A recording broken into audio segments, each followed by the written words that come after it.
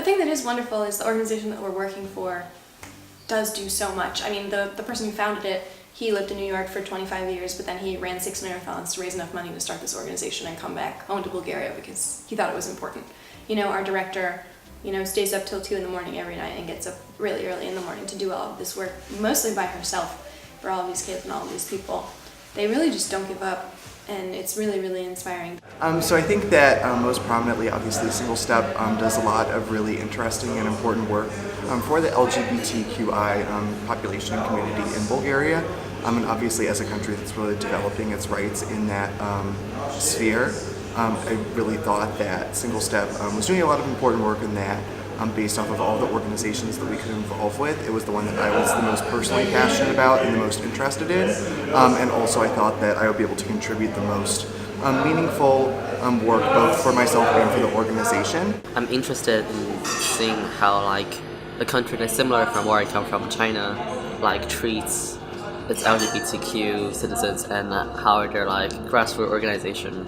fighting for the rights of them. I decided to work with Single Step because it's an LGBTI organization and I wanted to choose a cause that not only I could relate to, but one I was passionate about as well. Single Step's phone line and their chats that help LGBT teens access psychological care was so inspiring to me and was something that I felt that I could learn a lot from, and perhaps that experience, and it has been, but working with Single Step has really increased my ability to understand what it means to do psychological care that benefits people who don't necessarily have access to be able to get a therapist or access to be able to go see a psychiatrist. Some of the principle of this organization that they mentioned that different from a lot of other LGBTQ NGO,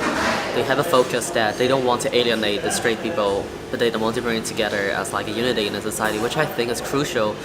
for the LGBT community to be sustainable in any society, that you really don't want to put yourself out there just by yourself, but that you want to be part of the majority of the society, so it's easier and better for you to fight for the benefit that you want and to enjoy really true equality. Overall, I learned a lot about the LGBTI community in the context of Bulgaria and society, and I learned a lot about not only Bulgaria's healthcare system and the support for those living with HIV, both medical support and therapeutic support, but also the HIV community and the healthcare system for member states of the European Union. I think that while perhaps the state of rights for LGBTQI individuals in Bulgaria isn't where it necessarily could be or should be, it's a process. It was a process in the United States, it's a process in every country, and it really does seem like between Single Step and lots of different organizations and individual members of the community, there are a lot of people that are really passionate about making a positive change and helping those individuals acquire more rights. There are so many different people across so many disciplines who are involved with this. You know, we have a kid, his name is Nikolai, he goes to NYU now, but he went to high school in Sofia and he started the first GSA in the entire country. You know, we have a girl who's an actress, but she's taking a year because she wants to do something meaningful, and she's organizing all of these arts advocacy things, you know, around the country and around the city for LGBT people specifically. And so it's really inspiring that there are all these people who are